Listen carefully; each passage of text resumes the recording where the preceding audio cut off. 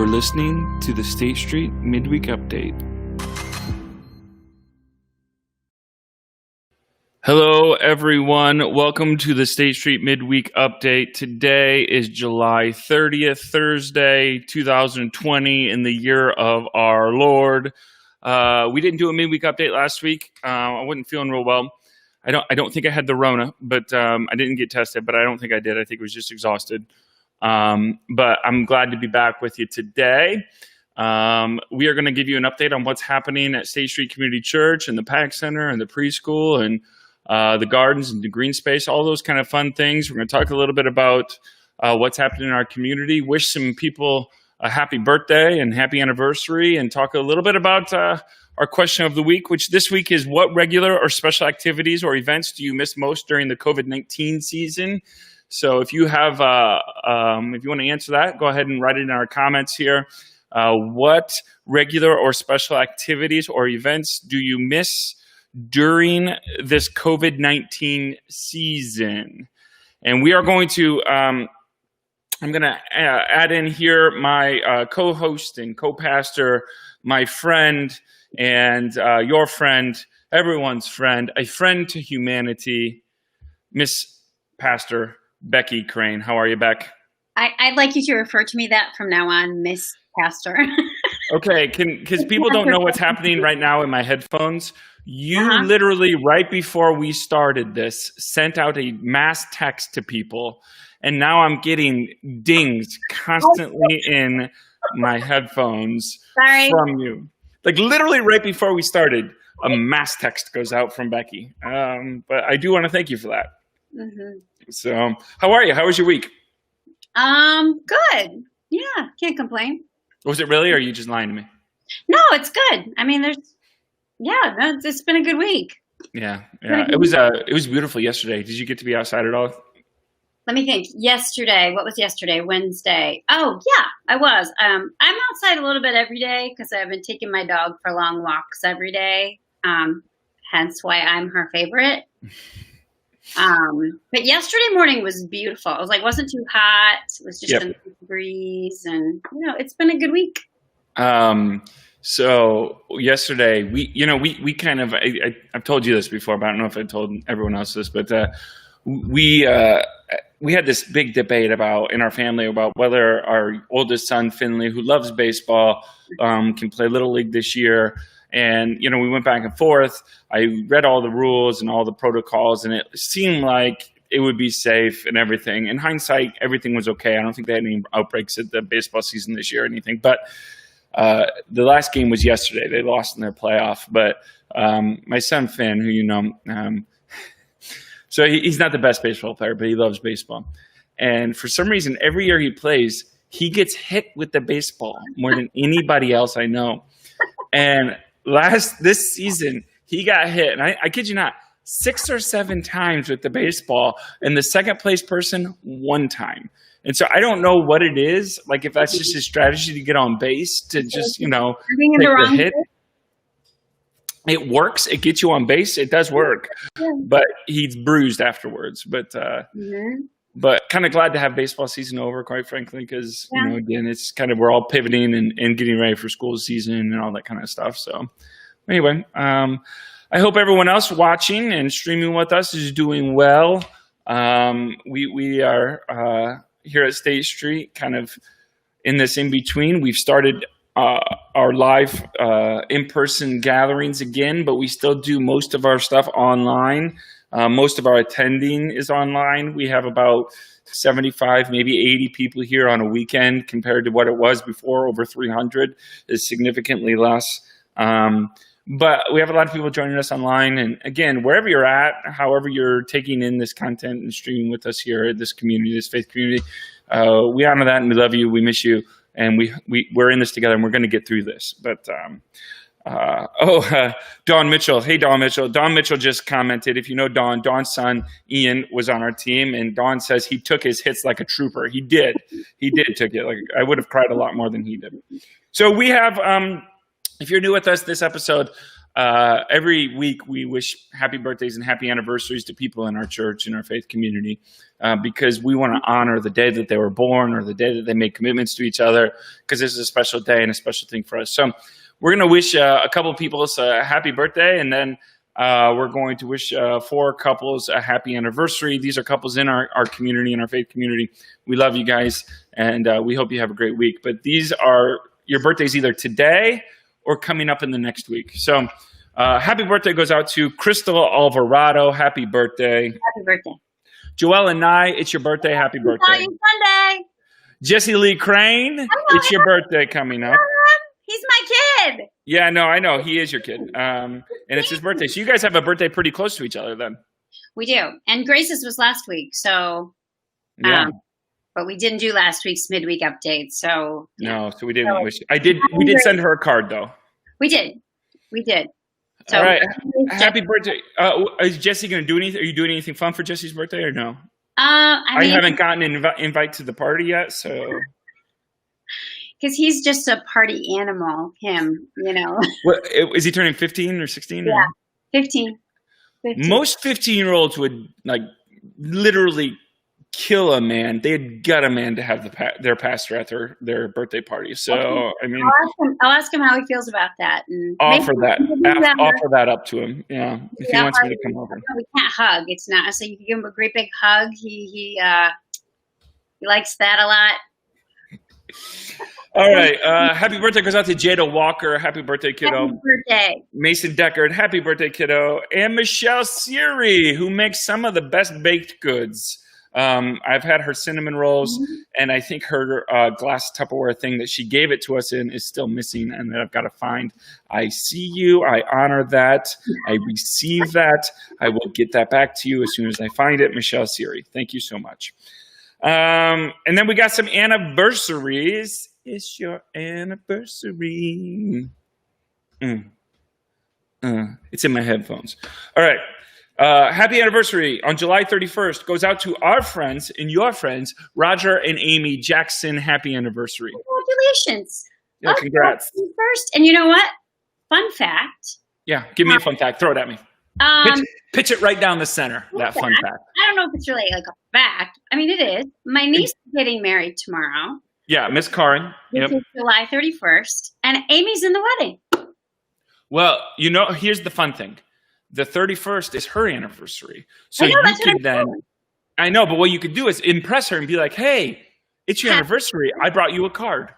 Oh, but that means you need to get a card or something. But yeah, that's a lot of pressure. I've got cards here. I need you to try a little harder, okay?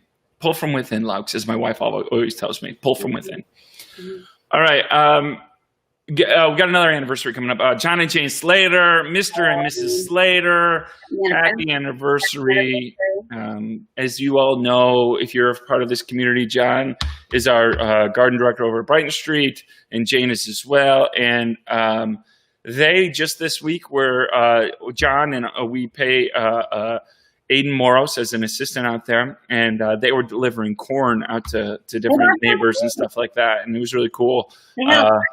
They're doing a great job this year, especially with a project that's obviously, if you've driven by the Brighton Street Green Space, not done yet, but they've gotten things growing and it's coming together.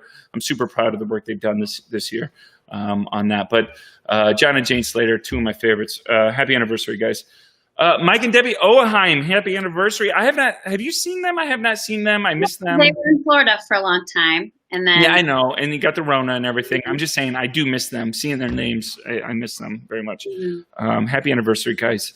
And then finally, Scott and Stephanie Van Wanzel. Happy anniversary. Van Wanzel. Happy anniversary, Scott and Stephanie. I hope you guys have a great day. That is our birthdays and anniversaries. Truly, guys, we're grateful for you. We're grateful for your marriages. We're grateful for that you were born. We hope that you have a great week ahead of you, even in this weird time. So it is time, and we want to hear from you as well. Those of you that are streaming, I see some people commenting and stuff like that. It's always fun to hear. Put it in the comments, if you will, on this stream, on our Facebook or YouTube page that's streaming live right now. I think we're streaming on the Instagrams as well. What regular or special activities or events do you miss most during this COVID-19 season? What regular or special activities? So it could be regular, like, going to restaurants or something like that, or special, going to concerts or something like that. What do you miss most, or what? Maybe there was a particular event. I know, Beck, you guys had to cancel your trip to England at the beginning of this and stuff like that. So it's supposed to be Italy. Or Italy, yeah. Italy, then England. And so what about you, Beck? What regular or special activities or events do you miss most during this season? I don't know. I mean, definitely the opportunity to travel, because we finally got to a point where we were going to be able to, and then that's all kind of fallen by the wayside, which is okay. We manage, but I think just maybe some of the simple, easy stuff, like you said, just being able to go out to eat at a restaurant sometimes. And I know people do, but we really haven't a whole lot, unless we can be outside. I miss just the ability to just kind of not worry. Yeah. Just kind of be spur of the moment. We're not huge planners when it comes to stuff like that. We're kind of spur of the moment, and just to be able to spur of the moment do things without having to plan everything because of all the things in place. But yeah, you could do stuff now. It's just, it does take a lot more planning. I mean, you can't do a lot of things, but those things that you can do take a lot of planning and time and stuff like that. I miss having people over too. Like we had just started kind of trying to have people over for dinner. We had you guys over one night with a couple other people, and we had one more. We had a group of people over, like a smaller group, right before everything shut down, like the week before everything shut down. And we were kind of miss doing that because Joe likes to cook for people, and it was fun to do that. And then we felt like we couldn't. So, well, I can come over for Jesse's birthday party if you want. Sure. What kind of cake are you going to make? He says he wants an ice cream cake, which I'm all for. I will take ice cream over cake any day. But why not have both? I did make a cake last week. I don't make cakes from scratch, and I did make a cake last week or the week before. I made a raspberry, like literally from scratch, like flour and everything, or you use the box mix? I did. It was a raspberry lemon cake. It was like a lemon buttercream frosting, which was delicious, and it was okay. Why wouldn't you bring any of that in here to share?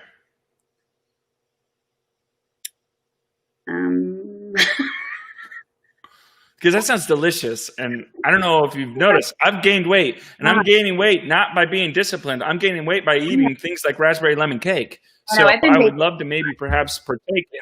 Well, it was my first go at it. It was my first go at it, so I think I can do better.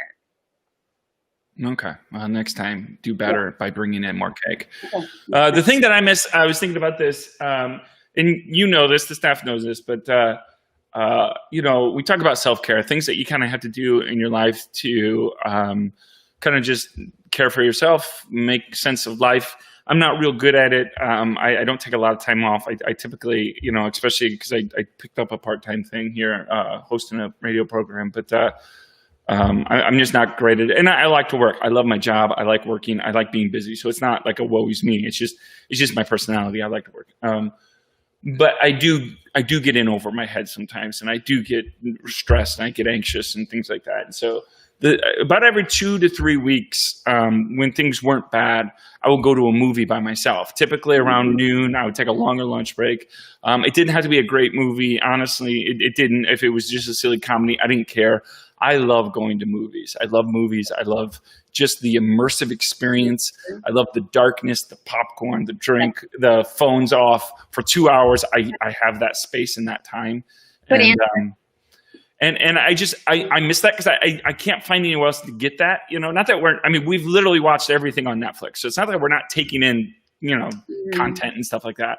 It's just, I think you do too. I like movies. I like the experience. I like to go by myself too. There's something about that that's very relaxing. So yeah, I've got friends that can't. Anything of you. Yeah, I've got friends that think like it's not odd to go by yourself, and I always think I don't talk to people at the movies, so why wouldn't I want to go by myself? Awesome. Yeah. Good answer. Especially, like I said, if you go around like noon or something, there's typically nobody in there, so it's just wonderful. Mm-hmm. But so I look forward to the movie industry coming back. There's been no new movies other than some on Netflix, but I'm looking forward to. I know. I saw they were coming out with a new Bill and Ted. Are you going to see it? I don't know. I saw it on the Twitters today, and it looked pretty funny. Okay, I'm going to read you guys, if you're listening to the podcast, if you're listening to this, I'll read you guys some stuff, some comments we got of people that are missing things. Miss Kathy Brown, neighbor of mine, a lovely neighbor, they just got back from being gone. We're glad they're back. Agrees with me going to a movie theater. I think she said it even before I did, so I don't think she copied me. Nikki Bash says, I'm going to miss the county fair. Yep. A lot of people's rhythms, right? It's just breaks up your summer and things like that. Jenny Hatfield, who is your cousin. Yes. Hi, Jen. They say, yes, cousin Becky, Kevin, I feel the same. We are finally at the point where and now obviously they're kind of get to be empty nesters and things like that. And you do have that freedom to do that. And then it was kind of taken away. But Miss Jane Slater, happy anniversary, says, thank you, Nate. Had a big trip we needed to cancel, not sucking up, miss State Street in person. And we do miss you as well. We really do. And Chris Stoller says, I miss going to White Sox games with my dad. We got to see your dad this weekend, Chris, and it was good to see him. I see him mowing the lawn and stuff here at State Street. But again, some good stuff. I think it's again good to honor the things that we enjoy. Hopefully, when we get to enjoy those things again, we don't take them for granted, and we actually maybe experience the joy that those little things give us, as if just gathering together on a meal or anything like that, going out to eat. Because when your lives are disrupted like that and disoriented, you do tend to miss those things. So anyway, last Sunday, we were in a series here at State Street Community Church called A New Normal, Finding New Rhythms of Life. And I preached from a text in Zechariah. And the text kind of talks about in this era of time that Zechariah was written in, it was written in an era of exile where people's, their homes were different, their relationship to religion was different, their culture was different. Everything had been changing around them.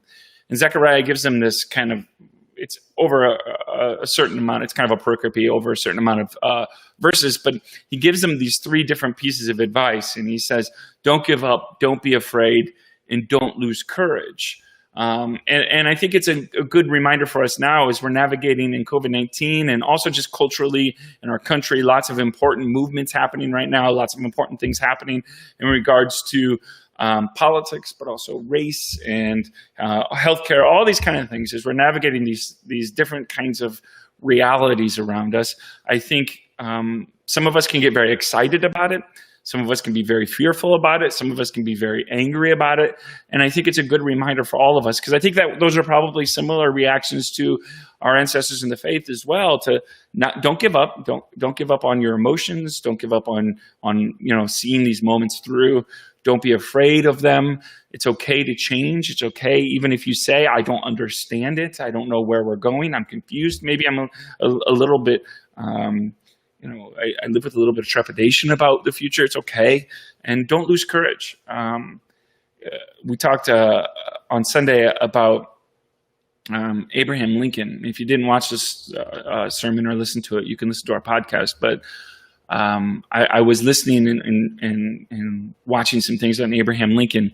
And one of the things, Beck, that I think Hamilton did really well was it took these really important historical figures and then humanize them, right? Because we put them on sides of mountains. We put them on our money. We put them on all these things that are statues and things like that live in perpetuity. And we see these figures, and you get to see that, wait a second, these were very complicated men and women who didn't always make the right choices and lived with fears and had to engage their vulnerabilities and things like that. And so we talked about Abraham Lincoln, essentially how many failures he had in his life. It wasn't just like small failures, Michael Jordan didn't make the basketball team kind of thing. It was like gut-wrenching, emotional breakdown type of things that really informed him and changed who he was, but also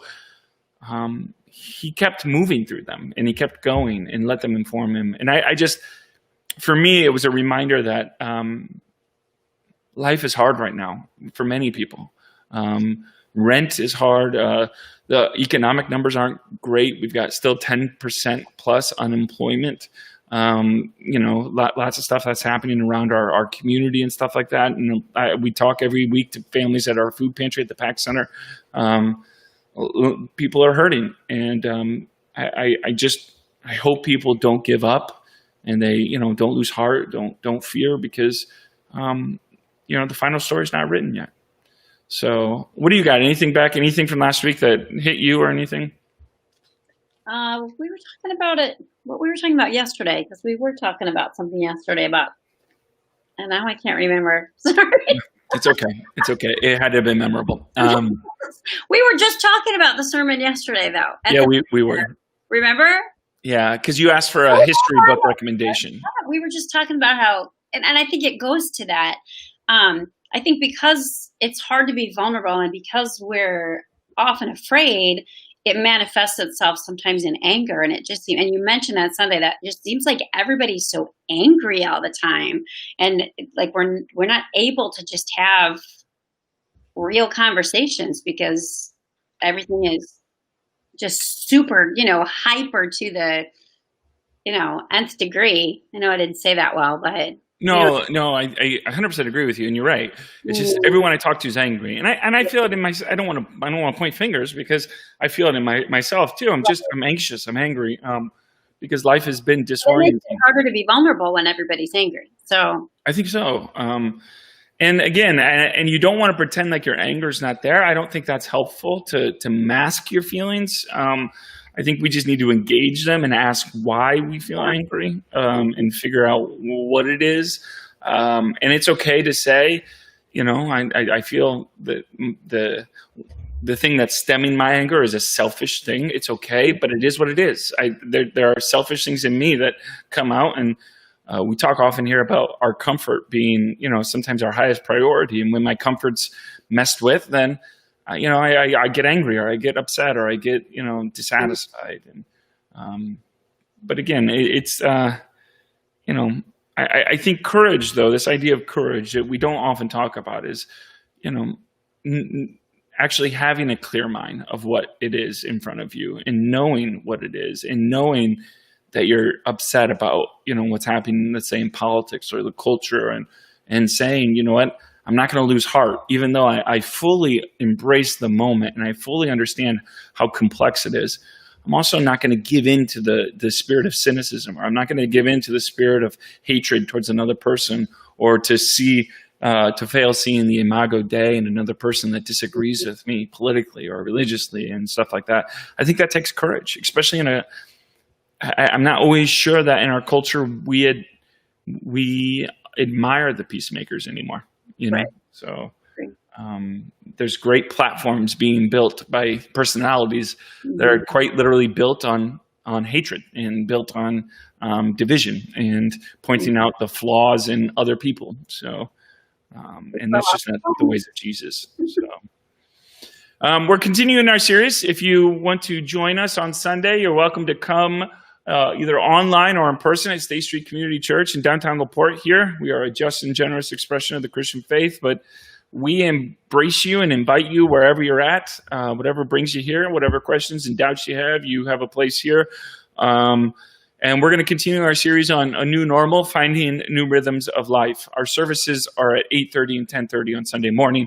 If you don't feel comfortable gathering, now I will say we have heard from other people. We have some of the most robust, I think, policies for COVID-19, though you cannot mitigate all risk. You just can't.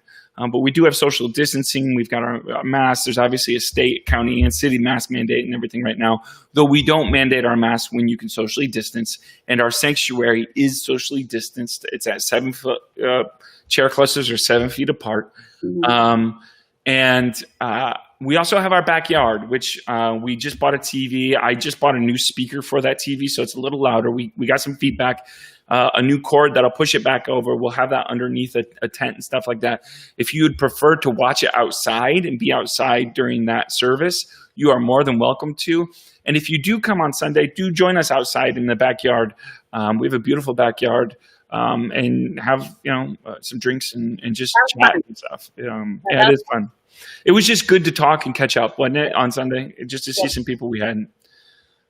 Things happening right now in State Street, the PAC Center and stuff like that. Obviously, PAC Center, we're busy right now. We've got Becky and I are there on Wednesdays with our team. We have a different team on Thursdays and Saturdays, but we have our food pantries every Wednesday, Thursday, and Saturday. We have our community meals Wednesday night and Monday for lunch. Our numbers there are going up quite a bit. I wish I had them in front of me. I'll look them up real quick if you could be patient with me real quick. Because what's that, Beck? That the community meals are to-go meals. They're not. They are to go currently right now. We do not essentially open our building yet. The way our buildings. The way our building is just not perfect for, it's not really built for COVID-19, but that garage space is awesome. That way. Yep. The garage that was donated, those funds were donated by a family in State Street. And I kid you not, the hand of God in that, because I don't know how we would do it without it. It's amazing. Just in time. I mean, like the just in time. So awesome. Yeah. So, Beck, I have a board meeting tonight, leadership team meeting. So I did do these numbers, and I'll share them with you and whoever's watching or listening right now to give you a hint. Now, here's the thing about food pantries right now is, and it's hard to kind of explain because you have to understand what's happening around the country, right? So we have lots of things like increased unemployment checks. We have the recent money that was given in the stimulus package to individuals and families. We have a lot of other organizations helping with food relief right now, school systems and nonprofits. And so what's really interesting about this is you might think we're really busy right now. And we are, but not as busy as we often get because there are so many other collaborators right now. And people got an extra amount of money. So what might, be if they didn't have maybe the extra unemployment, we might have more people at the food pantry kind of thing. So to give you a hint, our numbers, we averaged in June, we average about 43 people every day we were open at the food pantry. Now, June, people still had money from, the stimulus. A lot of people still have a little bit of tax money left over, these kind of things. July, we're seeing that money run out. Our numbers went up then to 57. So they went from 43 on average in June to 57 on average in July. And then community meals, same thing. Our community meal average helped in June 48 people per meal. And in July, 67 people. So almost 20 more people per meal in July. And we expect those numbers to continue to go up in August as school gets back. And, some of the organizations that have been helping, God bless them, might not be able to much longer just with other things happening. It's really interesting. And if you're in the nonprofit world, you might know this. But what's really interesting for us is we're really busy at the PAC Center in January through November. But when December hits, we're not technically that busy, only because in December, so many other organizations help. And so you get a lot of food giveaways, you get a lot of food drives, you get all of these kind of things. School systems, often will help with Thanksgiving or Christmas dinners and stuff like that. And so what is a really busy month technically isn't so much for us, because instead of having a couple organizations doing 100% of the work, you have a lot of organizations doing little bits of work, and it takes what we have to do down. And so we've seen that so far in COVID-19. Our numbers are pretty strong still, but not as much, but the numbers are going up. Just to kind of give you guys an indication of where the PAC Center is at for our numbers there. And our gardens and green spaces are doing well. If you've not stopped by the Jackson Street Community Garden, which is on the corner of Jackson and Jefferson, please do. Linda Seary and Pat Sowers, I tell you what, they've got that garden looking amazing. And there's fruit now on our pear tree, and there's grapes and stuff like that. Anything that you see that looks ready to be eaten, you're welcome to eat it. And it is free. If you are getting extra food in your garden, extra tomatoes, extra cucumbers, extra peppers, we have a share table at the Jackson Street Community Garden, you are welcome to bring that down and share it with the community. We will not charge people for it. We give it away for free. We just want to be a catalyst to help LaPorte eat better. So not just provide food, but provide better food and stuff like that. And we're seeing a ton of people taking food, and we're just so honored as an organization to be able to help people with lettuce and tomatoes and cucumbers and all of those kind of things. And in this next week or two, we're going to get even more. And you're welcome to come over to our Brighton Street Green Space as well. It's kind of almost looks like a construction site right now, but we do have our garden planted. We have a share table out there as well on the corner of Pulaski and Brighton Street. You're welcome to take a look at that. It often goes quickly. You can go around the boxes and look and see what's ready. If you don't know, though, if it's ready, I encourage you not to pick it. Oftentimes what looks ready isn't yet. Our gardeners will know, and when it's ready, our garden directors and our garden staff will pick it and put it on the table. And if you have a question about it and somebody's out there, feel free to ask them. We are there to help and to hopefully outfit you with lots and lots of good food. So that's our update for the PAC Center. Finally, our update for the State Street Preschool.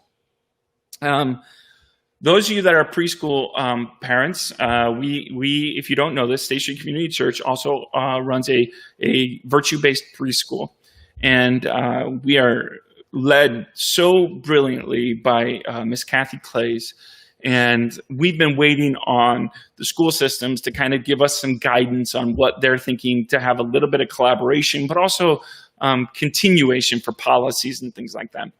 And so we have a task force that's put together of some parents and leaders, and we are going to meet now that the plans for the schools have been released. We are going to meet and start getting our right policies for preschool, what that might look like, how to do it safely, what our policies will be, and stuff like that. And we're hoping we're going to meet early, I think, or middle of next week, and hopefully have something pretty quickly out to parents so you know what to do and what your expectations are and what our expectations are as well. So if you have any questions about our preschool, please do ask, let us know. Look up Kathy Clays on Facebook or on our website, and we'd be happy to answer any of those questions. And again, please be patient. We are figuring all this out just like you are. All right. I don't think I have any more announcements. Do you have any announcements, Beck? Nope. Okay. So last section that we do in our weekly midweek update is something we call show and tell. What have you watched, listened to, or read that you want to share this week? I just said lots of words, so Pastor Beck, go ahead and share something that you've read or watched or seen that you liked this week. This is always hard because I'm like reading a ton and stuff right now. So, but I think the thing that has stood out to me the most this week, I just started a new podcast series. It's the podcast itself is called Pantsuit Politics. Are you familiar with them? I am a listener. Do you know why I'm a listener? Why? Thanks to Dan Carpenter. Yeah. That doesn't surprise me that she listens to it. It's two women. Yep. They were friends in college. One, both professional, have done some work in public service as well. One leans Republican, one leans Democrat, and they have these nuanced conversations. And they're both women of faith as well. This current series that they're doing, I don't know if you're familiar with it, is called How to Be a Citizen. And no, I have not listened lately, but I do have it subscribed in my podcast stuff. But 4 episodes. I haven't listened to all of them yet, but I'm really enjoying so far what it's about, because it's just it's knowledgeable. I mean, they're just very knowledgeable, so I'm learning things, and then I appreciate their conversation. That's always grace-filled as well, and I think that's important in this climate right now. And then, because I want to give 2 things, because, I just want to. Oh, God. You can even do 3. I'll let you. Oh, I could. I'm reading about 4 books right now, too. So, but I think I am reading a ton. But this last week, I remembered, that sometimes I need to take a break from the reading and just listen to music, because that's something that, I do, but sometimes I don't as as much as I probably need to. And so I've been working my way through the new Taylor Swift album. Oh, it's very good. All the haters out there, step off, because I like me some T Swift. I think she's pretty rad, and I'm enjoying her new album. Haven't made it all the way through. I always start over because I listen to it when I'm cooking or in the car. Do you have a favorite song? I can't say yet because I haven't. I need to sit with it for a while and listen to it a few times before I decide. But that and the Chicks' new album, I told you that just some fiddle in there. I mean, that is just who doesn't like. I mean, you're always talking about a good fiddle, but Chicks, man, good music. Just maybe you and Aubrey should, form a Chicks cover band or something. Say that again. You just cut out. I was saying maybe you and Aubrey should form a Chicks cover band or something like that. Yeah. But I'm not ashamed to admit it. I am who I am. But I waited. I was 12:30 at night, and the T Swift album came out, and I was listening to it the night it came out, just because. So there's a couple people. I'm not gonna pretend like I'm the biggest T Swift fan in the world. I am a fan. Right. She's got great music, but and it's just fun to see someone evolve in time and age and stuff like that, get more mature. Absolutely. But the people that helped her make the album come from some of my favorite bands. Jack Antonoff is one of the co-songwriters for some of her songs. He leads a band called Bleachers and things like that. And then The National, it was one of my absolute favorite bands. One of the members of The Nationals produced the album. And so I just kind of wanted to hear and take it in with people that maybe hadn't always influenced her that have their influence. And you could definitely hear it. It's just wonderful. It's a little more somber and, melancholy, I think, than maybe some, typical T Swift. There's not a lot of Shake It Out kind of songs or anything, or Shake It Off. But she's always kissing in the rain. I don't know. Yeah. But no, it's honestly, anything new right now is kind of fun because we just don't get a lot of new content. But for me, I am reading a book called a book I've read actually a couple times now. I'm rereading it. I tell you what, I posted something on my Facebook. You may have seen it, Beck. I think you liked it, but about some of just the people that have at least been, I would even say, somewhat influential in my life, but maybe not directly, but just were kind of giants of the ministry. The people like Bill Hybels and Perry Noble and Ravi Zacharias. These kind of people that growing up I had heard about, and they were kind of mountain of men of the faith. And then there's so many of them, including those three, but others, including most recently John Ortberg, who have now kind of disqualified themselves and made through some terrible decisions and maybe some allegations and stuff like that.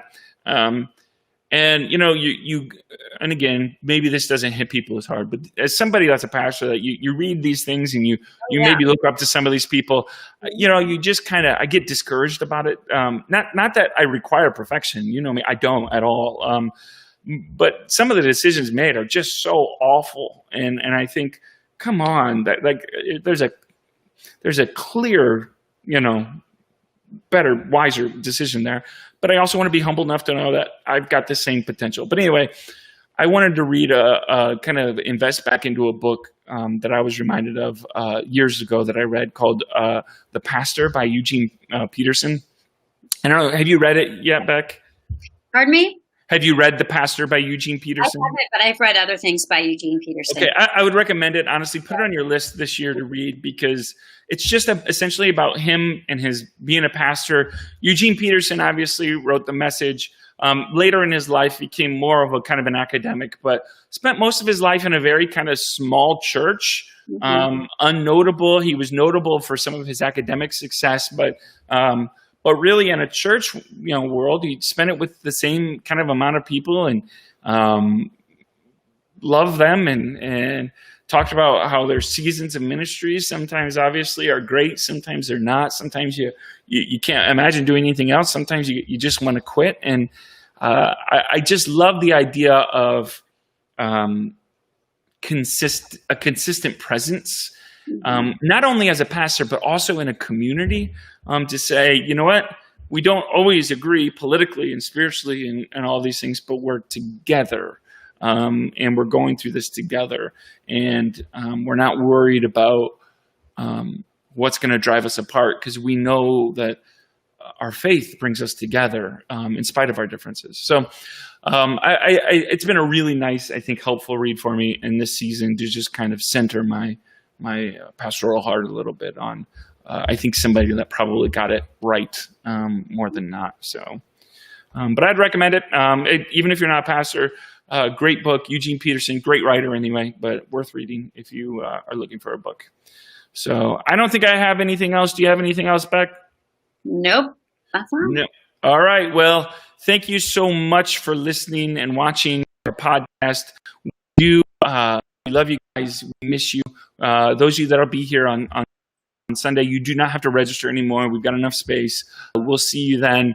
Check in online with us as well. Those of you that had a birthday and anniversary, happy birthday, happy anniversary. Check back again Sunday morning here. And if we don't see you then, we'll hopefully see you next week on our midweek update. Thanks so much. Have a great day.